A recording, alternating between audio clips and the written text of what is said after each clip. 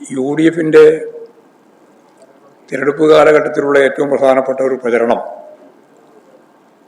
LDF BJPയുമായി അന്തർധാര ഉണ്ടാക്കിയിരിക്കുന്നു എന്നതായിരുന്നു. എന്നാൽ അതിൻ്റെ നിജസ്ഥിതി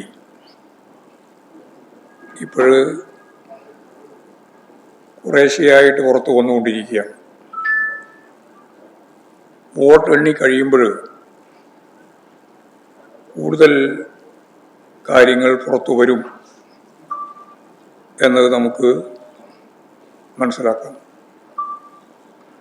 കോഴിക്കോട് ജില്ലയിലെ നാദാപുരം, വടകര നിയോജക മണ്ഡലങ്ങളിൽ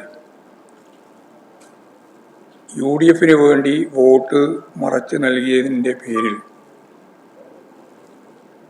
BJPയുടെ 7ഓളം പ്രാദേശിക നേതാക്കളെ സംഘടനയിൽ നിന്ന് ഇപ്പോഴും പുറത്താക്കിയിരിക്കുകയാണ്.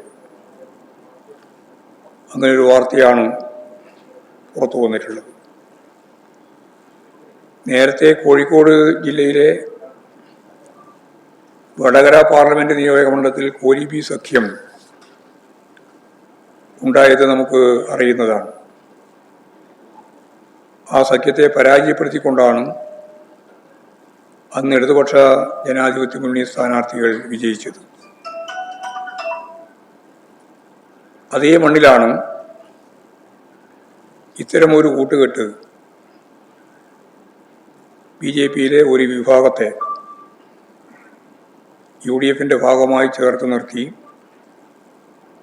പ്രവർത്തിച്ചിരിക്കുന്നു എന്നുള്ള കാര്യം പുറത്തു വന്നിട്ടുള്ളത്.